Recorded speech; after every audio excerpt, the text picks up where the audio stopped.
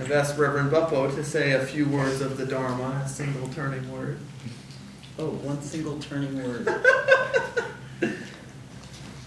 Isn't that what Buddhism really kind of is, isn't it? It's just kind of getting into the simplest common denominator. I think so. Oh, maybe that's where we'll start. All right, and end. So one of the things I as we were tap dancing here, trying to figure out whatever I'm going to say, so I think that is one of the, dare I say, gems of Buddhism, is the cleansing out, the perpetual, constant clearing out of your own head, and being mindful, not to use a word that is always flung around here, not here, but just around, of what is in your mind. And we were just talking today how, actually it was 1G, Elder Sunsanim, about a lot of people want to hold on.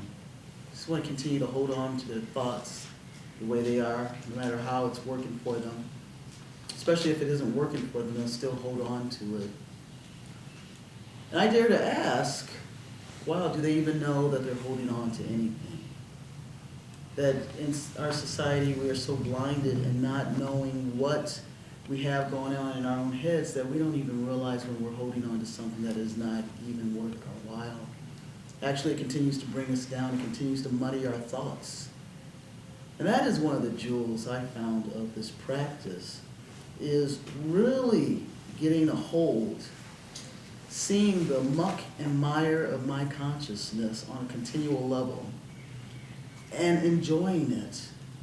Now, I might play around at the times that we have had our classes, walking around Loose Park, looking at the beauty of the doves, and the ducks, the turtles, that I find myself cursing at the top of my lungs as yet another thing has been brought to the head as to something that was in my consciousness that I did not know. And yet, as I sit here today, blathering on about our consciousness, I can truly say that I am more free now than I have ever been, thanks to the simple act of being aware of what I'm thinking, what I'm doing, right here, right now. And the beauty of it is you don't have to even judge it. You don't have to figure out why you're doing it. You don't have to guess why, because that just gets you more clouded into a mirage of thoughts that continue to perpetuate, and then you lose it. All you have to do is be aware of what am I thinking right here, right now, and enjoy the ride. Even as I was yelling at the top of my lungs, I thought that I had dealt with this train of thinking before. How did I find myself in this loop again of endless thinking, of holding on, of craving something that is not even a reality? The reality is that I actually was enjoying that, or I would not have been doing it. It was perfect for me at that time, or I would not have been holding on to those things. And when they no longer became useful to me, as I was aware that they weren't useful to me, I enjoyed the capabilities of just releasing that habit, those thoughts, and those actions. And so, I invite you, which is the main jewel in the gem of this, is to just continue. You know, I apologize, I keep saying mindfulness, but it really is being cognizant of your thoughts and your actions.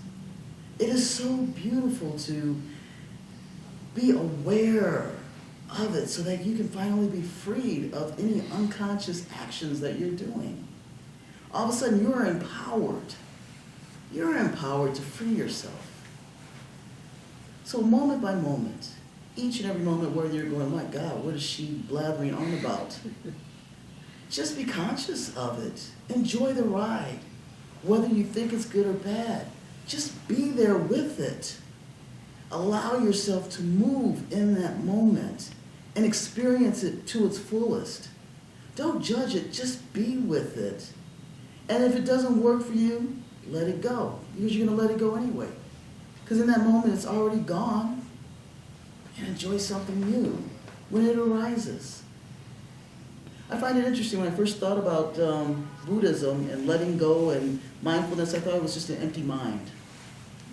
No, it isn't. Your mind is always going to think. You're always going to have these thoughts. You're always going to come up with something. That's the beauty of it. You're peeling an onion to its depths. To be able to know about yourself to that depth is just really beautiful and healing and freeing. So I invite you to use the tools that we offer, tools that you find out, and bring them to us. Ask them about them. And just free yourself. That is my blathering for this moment. Oh, very good.